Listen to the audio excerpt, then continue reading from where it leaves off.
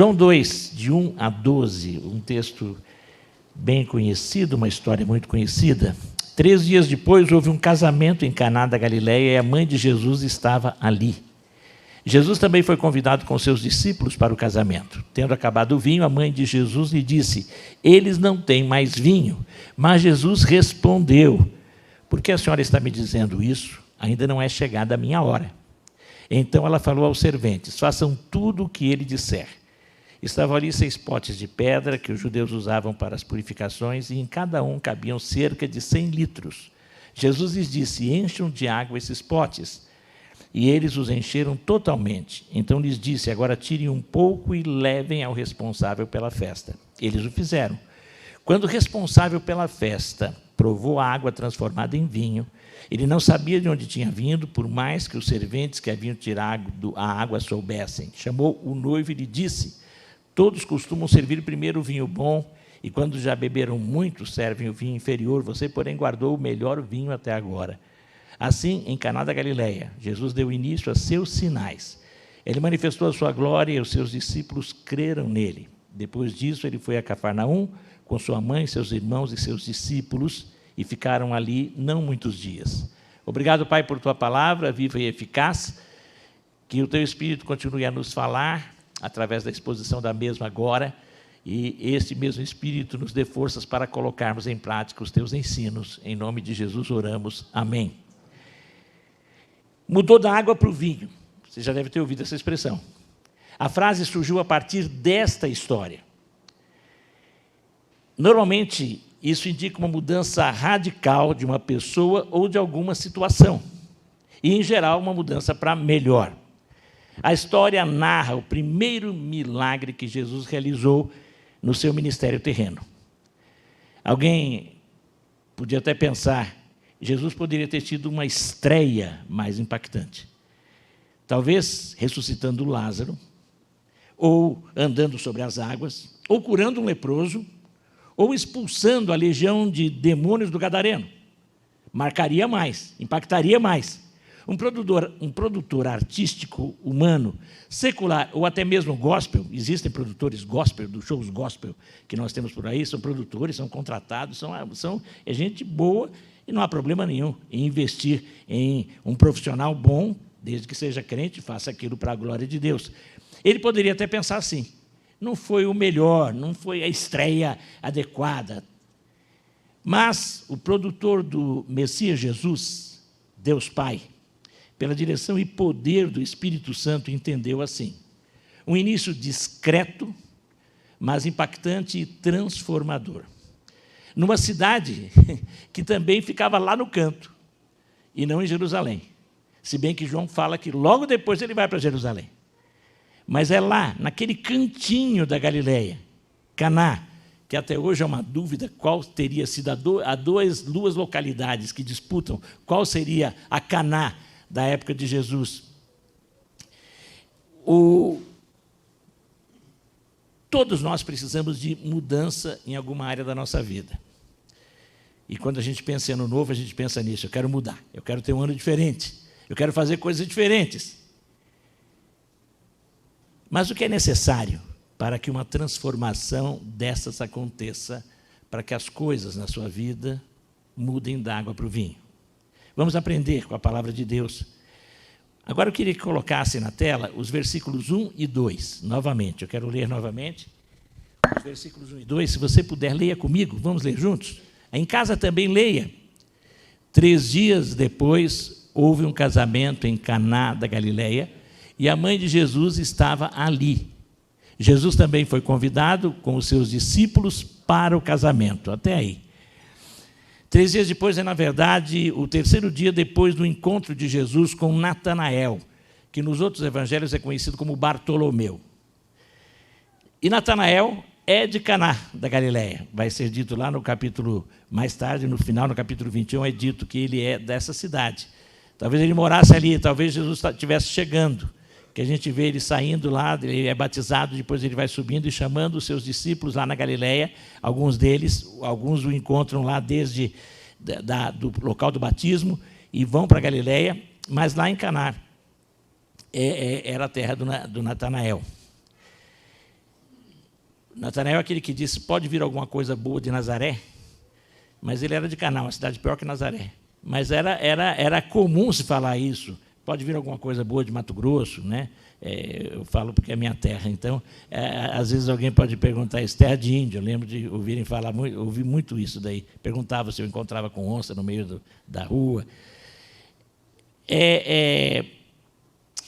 Essa vila pequena, como eu já disse, tem 2 locais que disputam até hoje, e é interessante que, de qualquer maneira, existiu ali, naquela região, um povoado romano, e a história prova isso, a arqueologia prova isso. E por que eu falo isso? A gente não acredita? Muita gente não acredita. Por isso que quando alguém chegar para você e falar assim, a Bíblia foi mudada, e foi mexida, foi transformada, essa pessoa não conhece nada de história, nem de arqueologia. A arqueologia, a cada dia, são descobertas coisas novas lá em Israel, e é por isso que Deus deixou Israel voltar lá para Israel, porque lá eles conseguem, então eles seguram os lugares. Em outros lugares não se pode fazer, naquela mesma região não se pode fazer pesquisas que comprovem a veracidade da Bíblia. Mas Israel se faz, e ali se comprova a veracidade da Bíblia. Existiu aquele lugar, existiu aquela cidade, há utensílios de cerâmica como esses que a gente vê aqui, que eram usados, e naquela região, mais ou menos entre 6 a 10 quilômetros de Nazaré, Jesus vai começar, como eu disse, naquele cantinho. A cerimônia de casamento era uma dos mais importantes acontecimentos na vida da família judaica naquela época e até hoje. O judeu tradicional, a cerimônia de casamento é algo que marca muito, há uma preparação muito grande. E naquela época, a festa demorava 1 semana, 7 dias. Nesses 7 dias ia chegando gente, ia chegando mais gente. Vinham os parentes, alguns saíam, mas a maioria ia chegando. Por isso, tinha que se preparar um estoque muito grande, e aí, de vez em quando, chegava aquela família, um ônibus inteiro, que não tinha ônibus na época, mas imagina, nem camelo, mas um monte de mula chegando, com parentes que você nunca nem sabia, porque ninguém tinha como confirmar, votar ou não votar, não havia aquele negócio de confirmação.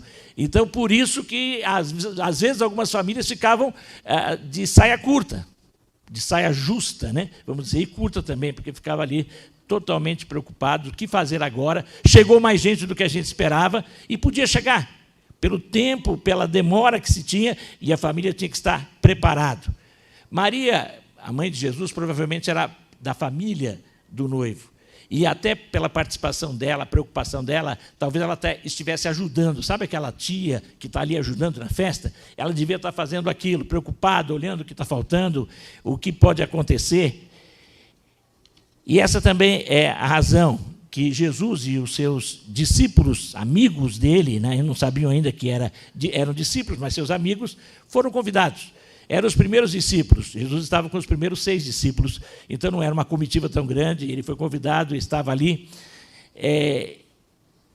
Jesus Cristo está presente no casamento, e no casamento é realizado o primeiro milagre.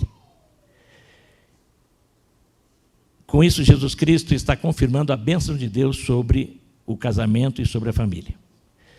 Ele quer começar a fazer mudanças, impactar na família.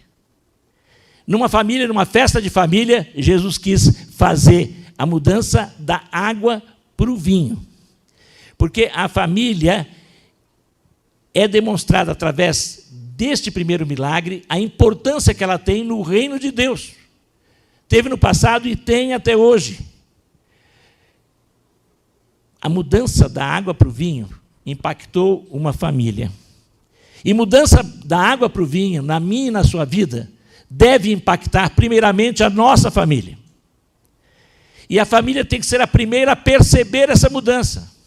E não adianta você ter uma mudança fora, se dentro de casa as coisas não estão bem. Nenhum sucesso no mundo vai compensar o insucesso na família. Isso eu ouvi de um grande empresário falando para jovens empreendedores. Porque a família dele era um fracasso. E ele diz que chegava no fim da vida, quando é dito que mensagem ele deixava, e ele diz isso: nenhum sucesso do mundo compensa o insucesso da família, e eu sou um homem não realizado, porque eu não cuidei da minha família. A família tem importância vital para a sociedade, por isso que o diabo quer destruir a família. de todas as maneiras, começando naquilo que é o mais sagrado, na área da sexualidade. E é por isso que nós temos que cuidar dos nossos filhos e de começar a mostrar e fazer com que eles tenham uma vida diferente e mudada. E que eles sejam um fator também de impacto na sociedade, que precisa de uma mudança da água para o vinho, porque as famílias estão precisando disso. Mas isso tem que começar na minha família e na sua família. E se você está pedindo algo, se você já tem tido mudanças, continue a pedir que elas continuem e não retrocedam nunca. Mudança da água para o vinho deve impactar a família. Primeira e principalmente, nossas mudanças têm que começar na nossa casa. O versículo 3, coloque aí. Vamos ler juntos João 2:3. Vamos ler? Tendo acabado o vinho, a mãe de Jesus lhe disse: eles não têm mais vinho. O vinho era o símbolo da alegria para o judeu. No Velho Testamento há vários textos, Salmos, Provérbios, Eclesiastes, Oséias, Isaías, Jeremias, Zacarias, todos eles comparam o vinho com alegria e com abundância, em todos os sentidos. O vinho é anunciado até como algo, e é comparado à alegria do novo céu e nova terra, onde habita a justiça, e isso é comparado em Isaías com um lugar que vai ter festa com muito vinho e churrasco. É essa comparação que Isaías faz. Você vai ver isso lá.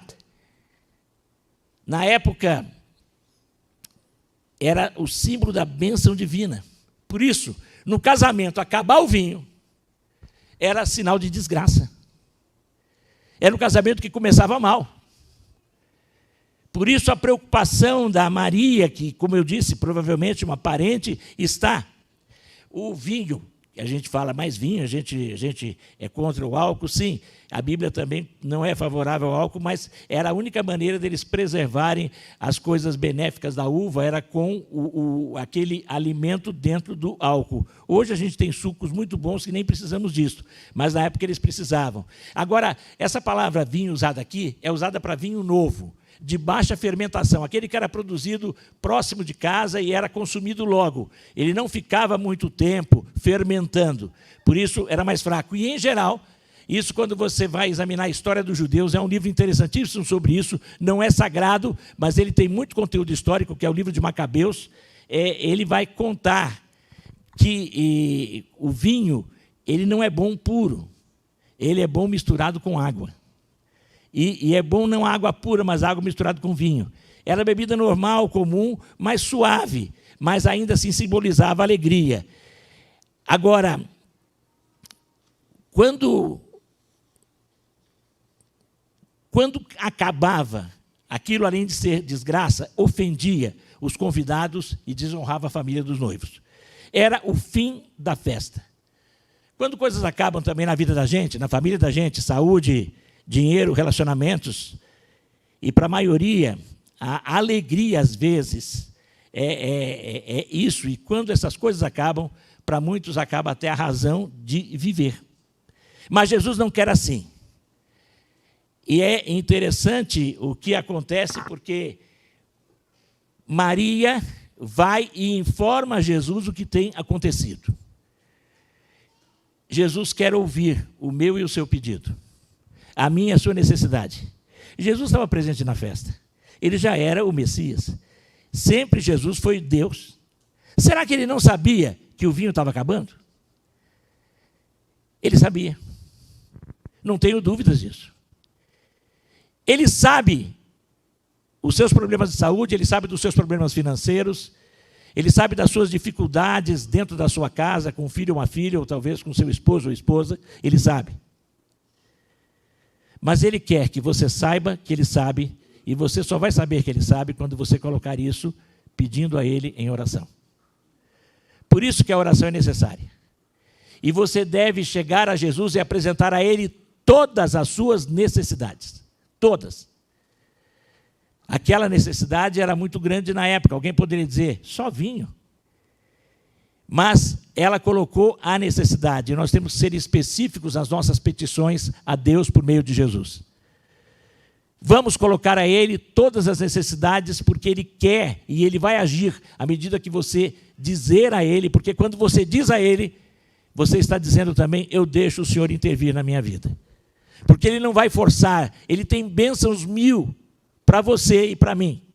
Mas se eu não colocar a Ele essas minhas necessidades em oração, Ele não vai chegar me dando as coisas que eu não pedi, porque Ele vai estar, assim, se metendo. E Ele respeita a minha e a sua liberdade. Ele quer que você bata. Por isso que Ele diz, quem bater vai se abrir. Quem pedir vai ser atendido. Quem buscar, achará. Mas você tem que bater, pedir e buscar. Maria foi e dirigiu-se a Ele. Jesus sabia da necessidade, mas precisou que ela apresentasse a necessidade. Mudança da água para o vinho para que a festa não acabe. E Jesus não quer que a festa acabe. E por isso Ele quer fazer mudança da água para o vinho, mas Ele quer que você peça. Ele quer que você coloque todas as suas necessidades diante dEle. E às vezes, não vai bastar você sozinho, por isso que você precisa dos outros irmãos para ajudar você em oração. Por isso que precisamos compartilhar as nossas necessidades e precisamos interceder uns pelos outros. Ele quer e se agrada disso. Ele quer que o outro ore. Quando Jó, depois de toda a aprovação, e estudamos, quem está na nossa escola bíblica dominical, estudou o quadrimestre passado do livro de Jó, no final de Jó, para que tudo pudesse ficar bom para Jó e para os seus amigos que foram mais inimigos do que amigos, pela maneira como agiram com ele, criticando, duvidando, acusando, Deus manda ele interceder pelos seus amigos, e quando ele intercede pelos seus amigos, além de Deus perdoar e abençoar os seus amigos, ele faz com que a sorte de Jó mude, porque ele orou pelos seus amigos. Você precisa pedir a Deus por você e pedir pelos outros a Deus também. Intercessão é necessário, e a oração pessoal é necessária, e você precisa compartilhar com os outros as suas necessidades também. A festa não vai acabar se você for para aquele que pode fazer com que a coisa mude da água para o vinho, e o único é Jesus. O versículo 4 do capítulo 2 mostra um outro aspecto interessante em tudo isso. Vamos ler juntos? Mas Jesus respondeu, por que a senhora está me dizendo isso? Ainda não é chegada a minha hora. A NA traduz de forma correta e dá o sentido correto. Há outras traduções que falam assim, mulher, o que tem a ver contigo? E a gente fica até chocado. Na verdade é uma tradução literal, mas mulher, naquela época, o sentido de mulher é senhora. Ele não a chama de mãe, mas ele a chama de senhora. Algumas traduções até colocam mãe, mas ele está tratando ela como senhora. E aqui diz, não é chegada a minha hora. E Jesus mostra com clareza para Maria que a relação entre ele e ela mudava. Ele não era mais o filho, agora ele era o mestre. Também, aqui está muito claro que a mãe estava preocupada com o estoque de vinho. O Messias, preocupado com a sua missão de salvar o mundo, por isso ele diz, ainda não chegou a minha hora. Neste mesmo Evangelho de João, nos capítulos 7, versículo 30, capítulo 8, versículo 20, capítulo 12, versos 23 e 27, capítulo 13, versículo 1, capítulo 17, versículo 1, a hora é o tempo da sua crucificação. O momento, quando fala a hora, em relação a Jesus, é o momento em que a obra salvífica seria realizada com a sua morte expiatória no meu e no seu lugar. Essa é a hora. Provavelmente, Maria, que foi muito informada, até antes dele nascer, do futuro daquele menino, e que ele se destinaria à grandeza, e que as futuras nações a bendiriam por causa do seu filho, ela como mãe. Eu sei que é só um problema de Maria, nenhuma outra mãe tem isso.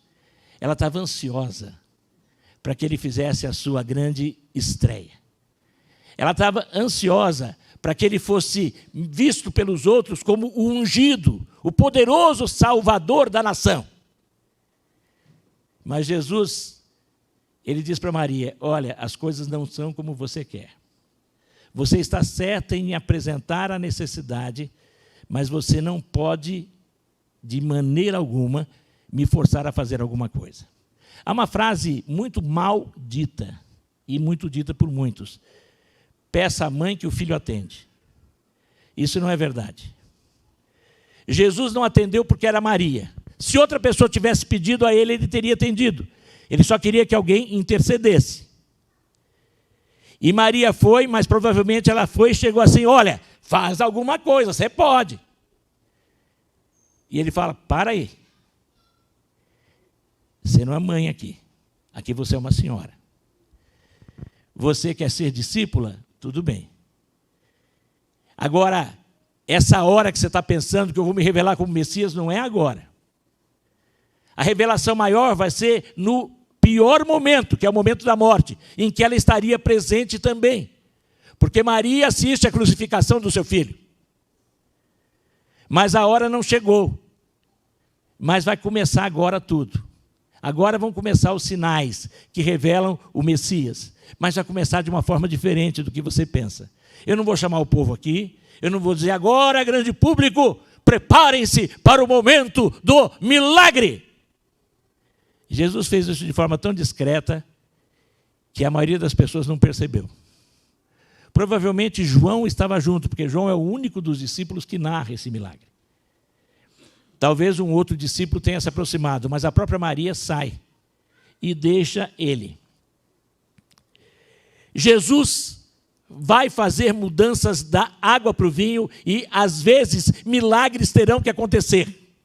Mas Jesus faz na hora que Ele quer, porque Ele é o dono do tempo. E como Ele quer e não como eu quero. Então, quando você pede, você tem que ser humilde para falar: tudo bem, está na tua mão, seja feita a tua vontade. É isso que você tem que fazer. Você tem que pedir sem exigir. Você tem que pedir sem mandar. Eu decreto isso, isso é pecado, isso é abominável, isso é maldito. Essa frase nunca pode ser dita em relação a Deus. Nenhum crente, ninguém pode decretar nada para Jesus. Porque Ele é o Senhor, e eu sou servo, e você é servo. E se você não agir assim, você não vai ter o que você de fato precisa, da verdadeira mudança da água para o vinho na sua vida. Então, nesse sentido, Jesus, o dono do tempo, agiu. Acontece quando e como Ele quer. E Maria entendeu, tanto é que ela sai. Agora, ela entende o recado. Vamos ver os versículos 5 a 7 agora? Vamos ler juntos aqui?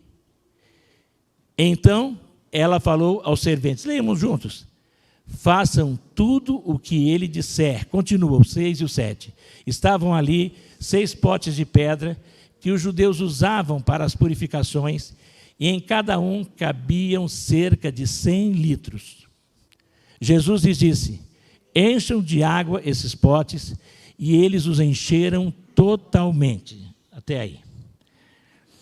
Façam tudo o que ele vos disser. O melhor ensino de Maria. Obedeça a Jesus. Você quer que a mudança da água para o vinho aconteça na sua vida? Obedeça a Jesus. Mas para você obedecer a Jesus, você tem que conhecer a vontade de Jesus. Você tem que ouvir a palavra de Jesus. Eu falei com uma pessoa esses tempos sobre isso. A pessoa falou: eu oro muito, eu tenho meus momentos com Deus. Eu oro. E eu falei: você medita na Bíblia? Às vezes eu leio um versículo só. Você tem que falar, mas você tem que ouvir. Para obedecer. Porque as coisas só vão acontecer quando você fizer o que Ele mandar. Ele podia transformar a água em vinho, mas colocar água nas talhas, tinha gente que podia fazer isso. Ele pode te dar cura, mas você pode ir ao médico. E você pode tomar o remédio. E você pode submeter-se à cirurgia. E você pode fazer o tratamento. O que você pode fazer, Ele não vai fazer no seu lugar.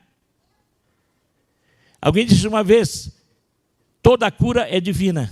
Agora o procedimento muitas vezes é humano. Mas a bênção da cura vem do Senhor.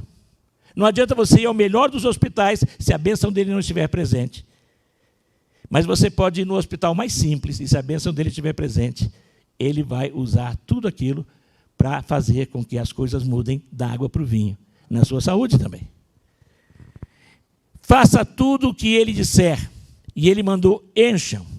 Encham essas talhas. As talhas eram usadas para as purificações. O que eram as purificações? Eles usavam aquela água para se lavar, porque era muito importante para o judeu. E, aliás, eles faziam isso ritualmente, mas Deus, quando propôs isso, era para que eles limpassem mesmo. O judeu é o primeiro povo a usar água, e a gente sabe que a água ajuda a eliminar muita coisa, mesmo água pura, e eles esfregavam. Eles lavavam os talheres, porque muita gente nem lavava talher naquela época. E eles lavavam, eles cuidavam disso. Lavavam o rosto antes de se alimentar. Eles tinham esse cuidado, e as águas estavam ali, 6 talhas. Não eram 7, 7 é o pleno, ali não era pleno, porque eram purificações humanas. Jesus veio fazer o divino. Ele usou aquele material, só que o que ele coloca ali, aí realmente tinha a sua bênção.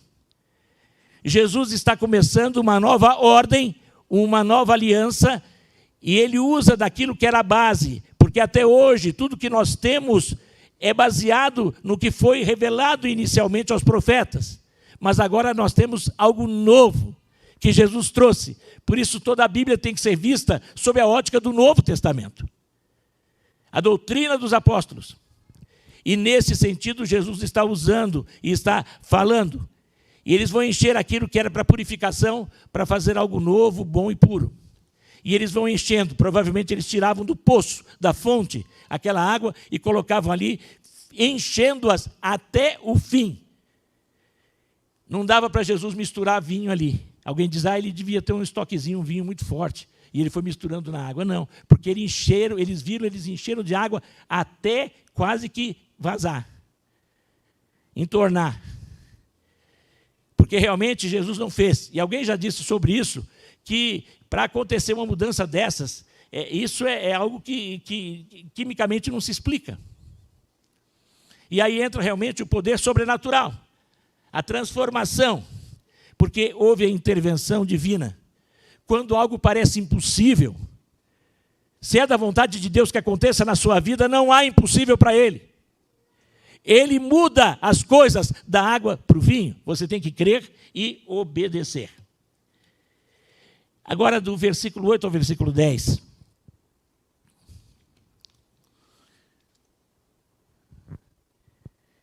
Vamos ler? Então lhes disse: agora tirem um pouco e levem ao responsável pela festa. Eles o fizeram.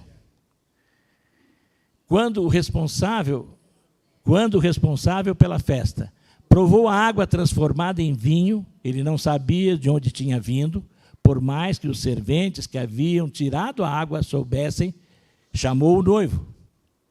E lhe disse: todos costumam servir primeiro o vinho bom, e quando já beberam muito, servem o vinho inferior. Você, porém, guardou o melhor vinho até agora. Sabe o que o pessoal fazia também? Como era costume misturar água com vinho, por isso que quando Jesus mandou pôr água, eles pensaram, ele vai fazer o que todo mundo faz, né? Ele deve ter um estoquezinho de vinho aí, como eu disse. Porque eles iam misturando. E à medida que o tempo ia passando, aquele vinho ia ficando cada vez mais aguado. Por isso que ficava pior. Porque eles iam aumentando. Mas Jesus mandou encher de água para fazer o milagre, e aí o vinho foi o vinho novo de novo. Ele restaurou tudo. E aquilo foi visto e impressionou os outros. Jesus não teve que falar o que ele fez. Foi visível o que ele fez. As mudanças na sua vida, você não precisa dizer, olha só, agora eu sou um novo ano, agora as coisas... Você não precisa falar de você para ninguém. Deixa que as pessoas observem. Você tem que falar de quem faz a mudança e de quem fez a mudança. Mas não fala de você. E da sua... Olha, a minha mudança. Que as pessoas observem. Que comece a ser observado na sua família, dentro de sua casa, a mudança.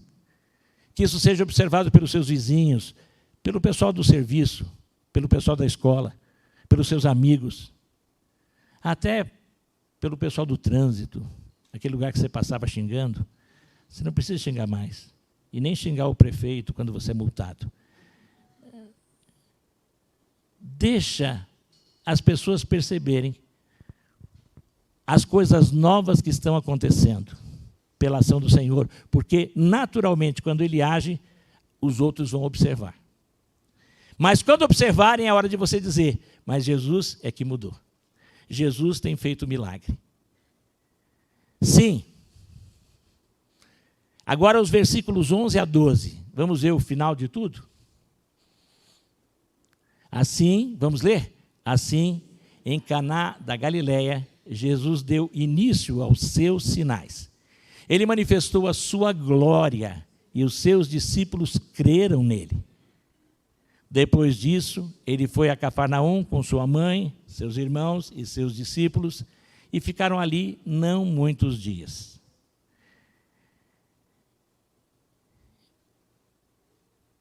O texto diz que ali Jesus começou a fazer os seus sinais.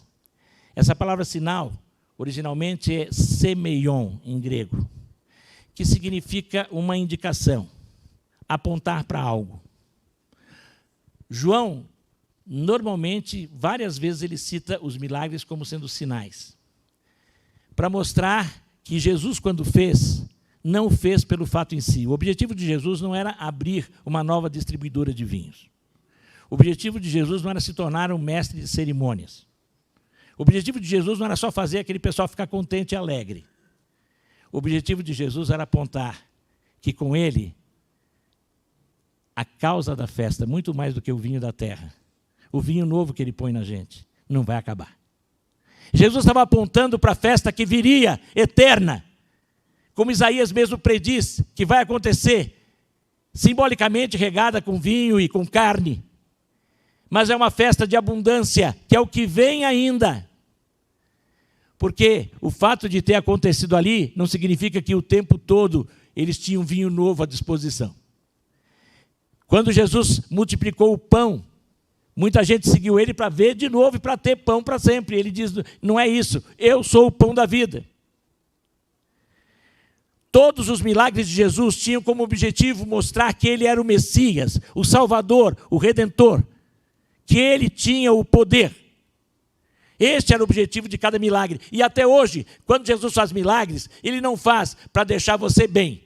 Ele faz para mostrar o poder dele e para fazer com que você sinalize, através daquilo que tem sido feito na sua vida, que ele é o soberano e que ele pode fazer mudanças na vida do outro também. Esse é o objetivo do milagre. É um sinal. Sinal de que vem coisa perfeita. As curas que Jesus fez, não fez para que aquelas pessoas não tivessem mais doenças. Pelo contrário, eu acho que uma das piores coisas na vida de Lázaro foi a ressurreição.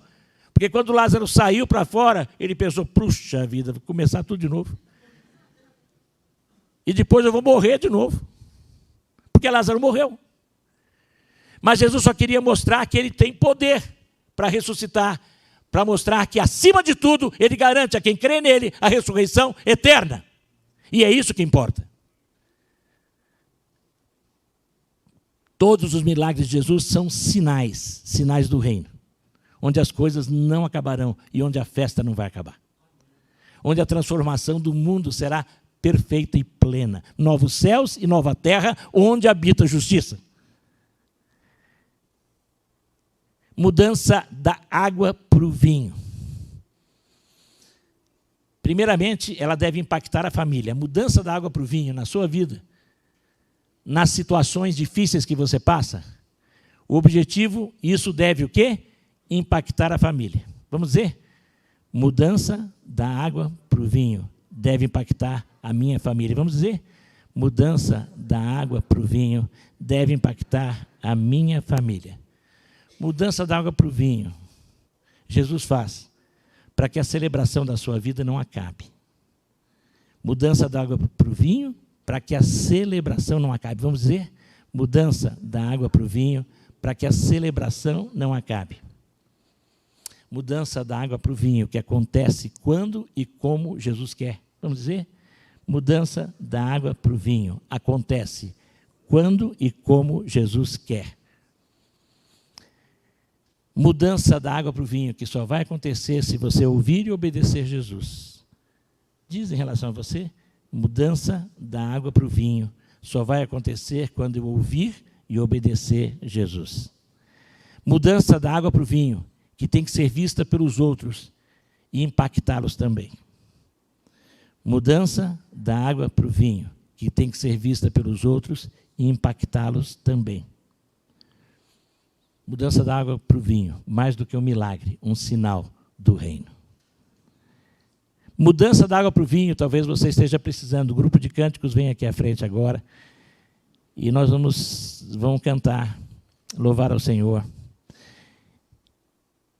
Não sei quantos estão precisando disto. Quantos estão querendo isto? Talvez em alguns o processo já começou. A mudança da água para o vinho foi um processo.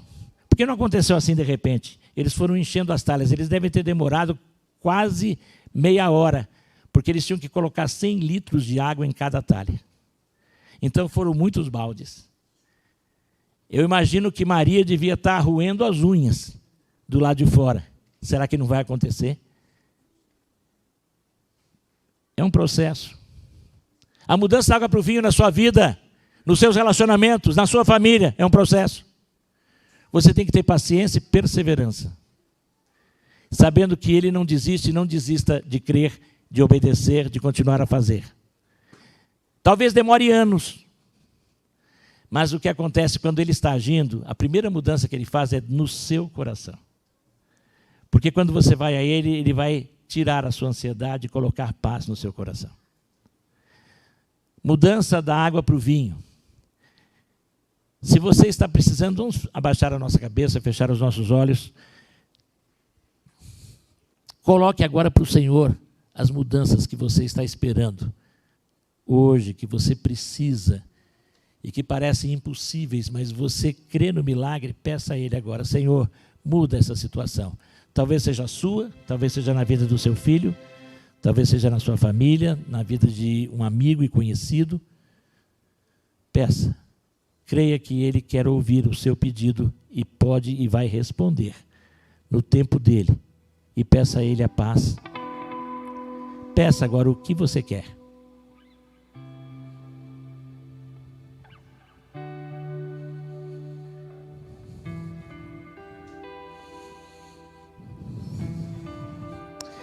Estamos ainda de olhos fechados.